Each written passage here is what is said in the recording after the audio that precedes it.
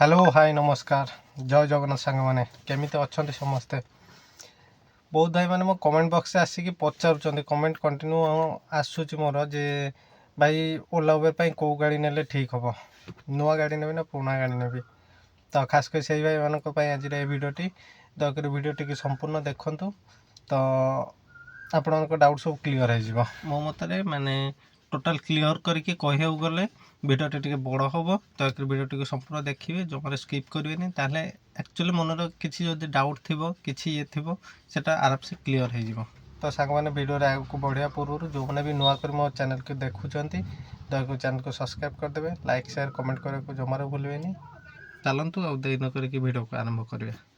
तो फास्ट कथा है आपण मैंने कौ गाड़ी किणवे तो सेटा डिपेंड करुचे संपूर्ण आपण मानक ऊपर आपण मैंने खाली सिटी भितर खाली ओला उबेर चलेबे ना माने लॉन्ग पाई भी जिबे कि इंटरसिटी भी चलेबे कि एमिति प्राइवेट भाड़ा फड़ा भी करने को चाहूँगी सहीटा आपण मानक ऊपर डिपेंड करुचे खाली जो ओला उबेर चलेबे सिटी भितर तो मुझे कहबी सब बेस्ट गाड़ी हम आपंकर वागनर कहीं वागनर स्पेसियस भी ठीक ठाक अच्छी आउ गाड़ी एत बड़ भी नुह सब अली गली आप जो भी जाए तो आराम से गाड़ी बुलाई आसीपारे बहुत टाइम एमती हुए माने एत सरू गली थाए खाली आप गाड़ीटा को तो पूरे देवे एथर बैक कला बहुत हईराण गाड़ी बुलैया टोटाल जगह हुए तो से सब जगह सीडान गाड़ी बहुत असुविधा है धरत डिजायर हो कि होंडा ओरा हो कि होंडार एक्सेंट हो एमती जहाँ भी हो तादे आप हईराण हो तो जदि खाली सिटी भितर आप चलाइबे चाहिए सब बेटर गाड़ी मो मतरे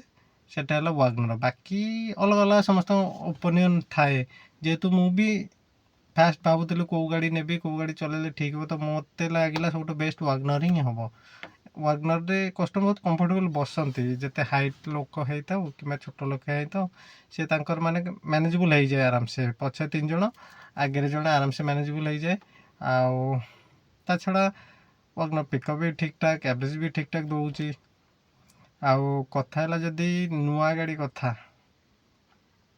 आपण मैंने जदि नुआ गाड़ी नौकरी सेटा बेटर ऑप्शन पुराना गाड़ी न नहीं कि जदि सपोज पुराना गाड़ी किणवे तो गोटे एग्जांपल देवा आम नवा आपणकर वागनर गाड़ी गोटे किणिया नुआ वागनर आपन को आसो से 7 ରୁ 7.5 भितर सीएनजी आउ एपटे जदि आप पुराना नौकरी से 4 ରୁ 4.5 भितर आसो तो 4 ରୁ 4.5 भितर आप किणुंट गोटे वागनर तो मिनिमम धरते 1.5 लाख आपड़ देले डीपी बाकी 2.5 लाख आसला आपण ईएमआई तो जोटा ईएमआई रे आनिबे सेटा आपणकर माने 14 ରୁ 15% इंटरेस्ट लागिबा ही थय आउ जदि नुआ गाड़ी आणुचंती नुआ गाड़ी रे आपनको मैक्सिमम 8 ରୁ 9% ईएमआई आसीबो तो केते ईएमआई रे फरक देखंतु माने परसेंटेज जो इंटरेस्टटा माने जदि आपणकर नुआ गाड़ी रे लक्षे टका इंटरेस्ट लगिला तो पुराना गाड़ी रे 1.5 लाख टका इंटरेस्ट लागिबो 1.5 लाख कोन लक्षे 60-70 प्राय 1.5 गुणा टू अधिका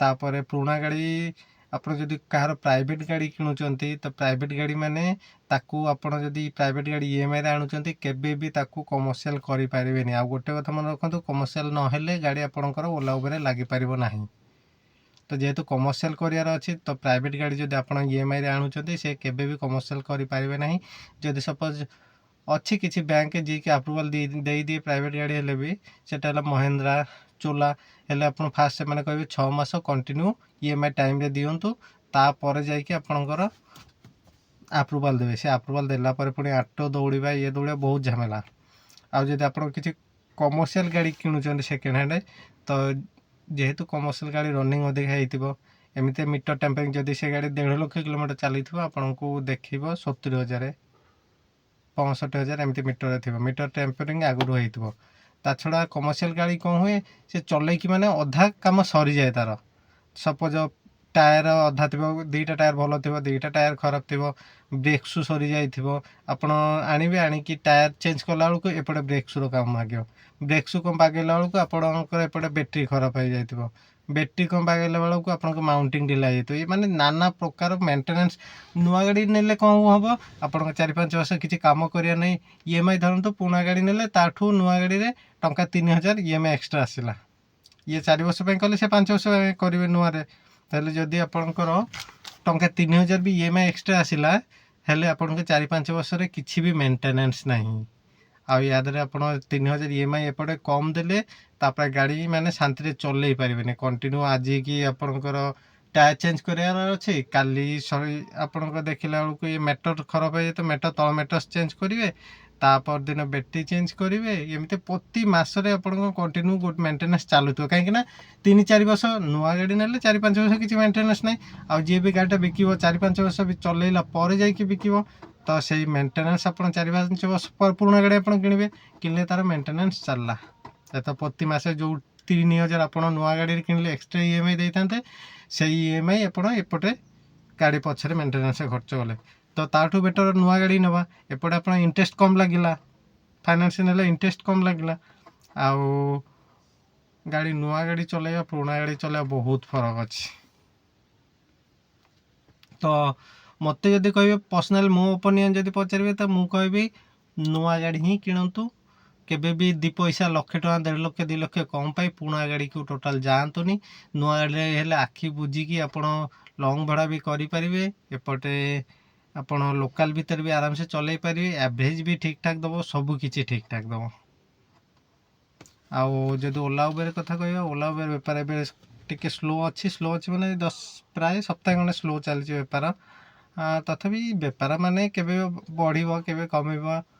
ତ ଯେଉଁମାନେ ବି ନୂଆ କରି ଭାବୁଛନ୍ତି ଯେ ଗାଡ଼ି ନେବାର ଅଛି, କେଉଁ ଗାଡ଼ି ନେଲେ ଠିକ୍ ହେବ ଇଏ ହେବ, ତ ବେଟର୍ ଅପସନ୍ ଆପଣ ୱାଗନର କିଣନ୍ତୁ। ଆଉ ଡିଜାୟାର କଥା ଯଦି କହିବା, ଡିଜାୟାର ହେଲା ଏଭରଗ୍ରୀନ୍ ଗାଡ଼ି। ଡିଜାୟାର ନେଲେ ଆପଣଙ୍କ ଟିକେ EMIଟା ଅଧିକା ହେଇଯିବ, EMIର ପ୍ରେସର ରହିବ। ଆଉ ତା ଦେହରେ ଆପଣ ଟ୍ରାଭେଲ୍ସ ଡ୍ୟୁଟି ବି କରିବାକୁ ପଡ଼ିବ। ଆଉ ଲଙ୍ଗ୍ ପାଇଁ ବେଟର ଡିଜାୟାର। ବହୁତ କଷ୍ଟମର ନର୍ମାଲି ଡିଜାୟାର ହିଁ ପସନ୍ଦ କରନ୍ତି। ଆଉ କଷ୍ଟମରଙ୍କ ସେକେଣ୍ଡ ଚଏସ୍ କହିବାକୁ ଗଲେ ୱାଗନର। ବେଶୀ ଏଜେଡ୍ ଲୋକ ଯେଉଁମାନେ ଧରନ୍ତୁ 50-55 କି ନର୍ମାଲି 45+ ଲୋକ, ସେମାନେ ୱାଗନର ଚଏସ୍ କରନ୍ତି। ୱାଗନର ଠିକ୍ ଠାକ୍ ଅଛି, କିଛି ଅସୁବିଧା ନାହିଁ। ତାଙ୍କର ୱାଗନର ଡିଜାୟାରରେ କିଛି ଫରକ ଆସେନି। ହେଲେ ଆଜିକାଲିକା ଯେଉଁ ଯୁବପିଢ଼ି ସମସ୍ତେ ଡିଜାୟାର କଥା କୁହନ୍ତି। ଡିଜାୟାର ହେଉ, ହୋଣ୍ଡା ଅରା ହେଉ, ସେଇସବୁ ତାଙ୍କର ବେଶୀ ପସନ୍ଦ।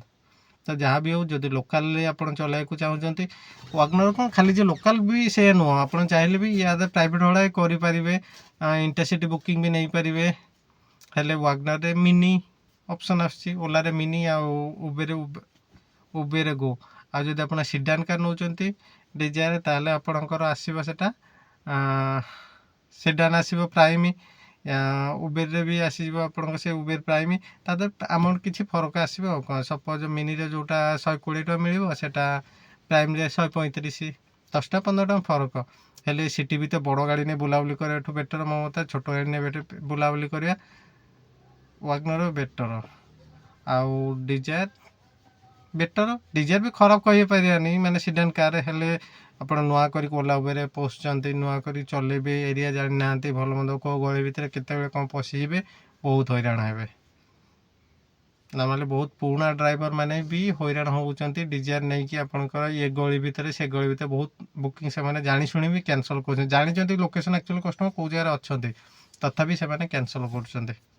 ଡିଜାୟାର ନେଲେ ଫାଇଦା କ'ଣ ନା, ଆପଣଙ୍କ 3ଟା ଅପସନ୍ ଅଛି। ଗୋଟେ ତ ମିନିର ହେଲା, ମିନି ତ ଅନ୍ କରିପାରିବେ ହିଁ, ତାପରେ ପ୍ରାଇମ୍ ବି ଅନ୍ କରିପାରିବେ। ତା ଛଡ଼ା ଇଣ୍ଟରସିଟି ତ ବାଜିବ ସେ ଅଲଗା କଥା। ଆଉ ଯଦି ଆପଣ ୱାଗନର ନେଉଛନ୍ତି, ଖାଲି ମିନି କିମ୍ବା ଉବେର ଗୋ। ତ ଏଇ ଗୋଟେ ଜିନିଷ ଫରକ। ଆପଣ ଯେତେ ଆଗକୁ ବଢ଼ିବେ, ବଡ଼ ବଡ଼ ସପୋଜ୍ ଇର୍ଟିଗା ନେବେ, ଇର୍ଟିଗା ନେଲେ ଆପଣଙ୍କର ଏକ୍ସେଲ୍ ତ ଓପନ୍ ହେବ, ପ୍ଲସ୍ ପ୍ରାଇମ୍ ବି ଓପନ୍ ଥିବ, ପ୍ଲସ୍ ମିନି ବି ଓପନ୍ ଥିବ, ମାନେ 3ଟାକୁ ଆପଣ ଚଲେଇ ପାରିଲେ। ଆଉ ମିନି ଭଡ଼ା ଆସିଲେ ମିନିରେ ଗଲେ, ପ୍ରାଇମ୍ ଭଡ଼ା ଆସିଲେ ପ୍ରାଇମ୍ରେ ଗଲେ, ଏକ୍ସେଲ୍ ଭଡ଼ା ଆସିଲେ ଏକ୍ସେଲ୍ରେ ଗଲେ। ଡିଜାୟାର ହେଲେ କ'ଣ, ତାର ପ୍ରାଇମ୍ ଭଡ଼ା ଆସିବ ପ୍ଲସ୍ ମିନି ଭଡ଼ା, 2ଟା ଅପସନ୍ ଥିବ। ଯେଉଁଟା ମିନି ଭଡ଼ା ଆସିଲେ ମିନିର ବାଜିବ, ପ୍ରାଇମ୍ ଭଡ଼ା ଆସିଲେ ବି ବାଜିବ। ଆଉ ଯଦି ୱାଗନର ହେଲା, ତା ଦେହରେ ଖାଲି ମିନି। ଉବେର ହେଲେ ଖାଲି ଉବେର ଗୋ। ହେଲେ ଗୋଟେ ଜିନିଷ ହେଲା କ'ଣ, ଆପଣଙ୍କ ଦିନ ଯାକ ଯଦି 10ଟା ବୁକିଂ ଆପଣ କଲେ, ସପୋଜ୍ ଧରନ୍ତୁ ଆପଣ ଡିଜାୟାରରେ ଡ୍ୟୁଟି କରୁଛନ୍ତି, ତ ଯଦି 10ଟା ବୁକିଂ କରିବେ, ତା ଦେହରୁ 9ଟା ଥିବ ଆପଣଙ୍କ ମିନି କିମ୍ବା ଉବେର ଗୋ, ଆଉ ଗୋଟିଏ ବୁକିଂ ଥିବ ସିଡାନ୍ ବୁକିଂ ବହୁତ କମ୍। ନର୍ମାଲି ଲୋକ ସମସ୍ତେ ସେ ମିନି କିମ୍ବା ଉବେର ଗୋ ହିଁ ବୁକିଂ କରନ୍ତି। ଇଏ ନୁହଁ ଯେ ଆପଣ ଏପଟେ ଯଦି ୱାଗନର କିଣିଦେଲେ ଭାବୁଛନ୍ତି ଯେ ଖାଲି ମିନି ବୁକିଂ ଆଉ କେତେ ଆସିବ, ତାଠୁ ଯଦି ମୁଁ ସିଡାନ୍ ଗାଡ଼ି କିଣିଦେବି, ତାହେଲେ ସିଡାନ୍ର ବୁକିଂ ଆସିବ ପ୍ଲସ୍ ମିନିର ବୁକିଂ ବି ମୁଁ ଆକ୍ସେପ୍ଟ କରିପାରିବି। तो एया नुह जे सिडान बुकिंग अधिका आसुच्छी सिडान बुकिंग बोधे 10टारे गोटे आसुच्छी माने 10% सिडान बुकिंग 90% आपनकर मिनी बुकिंग आसुच्छी मिनी बुकिंग एते आसुच्छी जे आपण मिनी काम करि पारिबे खाली मिनी बुकिंग ही कंप्लीट कले आपनको पर डे बेपार हो जिवो सेम सेम किनिले सदाबेले सीएनजी गाड़ी किणंतु ये नुह जे सीएनजी गाड़ी बहुत लोक कहउछन सीएनजी गाड़ी जल्दी खराब हो जाची इंजन प्रेशर आसी तो सीएनजी टिके मेंटेनेंस अधिका ये नुह जे पूरा अधिका आउ सीएनजी हेले आपनको जेतिकी एवरेज दबो पेट्रोल ठू माने 1.5 गुण बेटर एवरेज दबो पेट्रोल आप 101 रे किणिबे सीएनजी 90 रे किणिबे सीएनजी रे मिनिमम सिटी भितर 20 22 24 25 मिल जिवो पेट्रोल आपनको 17 18 मिलिबो तो से सब देखिया गले ओला उबेर काम पई किबा किछि भी कमर्शियल गाड़ी पई सीएनजी बेटर आउ सीएनजी गाड़ी नॉर्मली आपण सकाळे माने मेकानिक कहया कथा सकाळे जतो स्टार्ट करूचंती 4-5 किलोमीटर खाली सीएनजी रे न चले कि पेट्रोल रे चले 4-5 किलोमीटर तापर जाके सीएनजी रे कन्वर्ट करिवे बाकी जतो गाड़ी रखुचंती संजे बेले ड्यूटी ऑफ करके जानले जे हम कोठी काम को जिबिनी आज काम एंड सेतबेलका 4-5 किलोमीटर थिबो घर को सेतबेलको आपण पेट्रोल रे चलेबे माने पर डे 10 किलोमीटर फास्ट आरंभ रो एवं लास्ट रे पेट्रोल रे चलेबे तो गाड़ी इंजन रे आ किछि भी इशू आसीबो नाही एती मेकानिक कहया कथा लास्ट को एती कथा कहबी जणे सिटी भितर डिजायर चलेबो आउ जणे वागनर चलेबो सजल को देखिला बेलको दी जनकर अर्निंग सेम ही हबो जदि सेम सेम बुकिंग कले दी जण आउ जदि डिजायर वाला अधिक बुकिंग कले आपण बुकिंग करूना से अलग कथा जदि सिटी भितर ओला बे चलाया कथा कहतु तो डिजायर रे एवं वागनर रे किछि भी फरक नहीं अर्निंग देखला बेलको सेम ही आसीबो तो सांग माने आज वीडियो टे एतिकी ओला उबेर कि गाड़ी रिलेटेड मोर जति भी नॉलेज थिला मु देली बाकी रहिला आपण मन पाखरे आपण माने जोटा ठीक भाबुचते सेटा किणंतु एवं ओला उबेर जदि काम करे इच्छा अछि तो सेहि भाबरे काम करंतु तो आशा करूँ मो वीडियोटी आपको भल लगी दयाकोरी चैनल को सब्सक्राइब कर दिंतु लाइक शेयर कमेंट करे को जमार भूलेनी रही नमस्कार जय जगन्नाथ।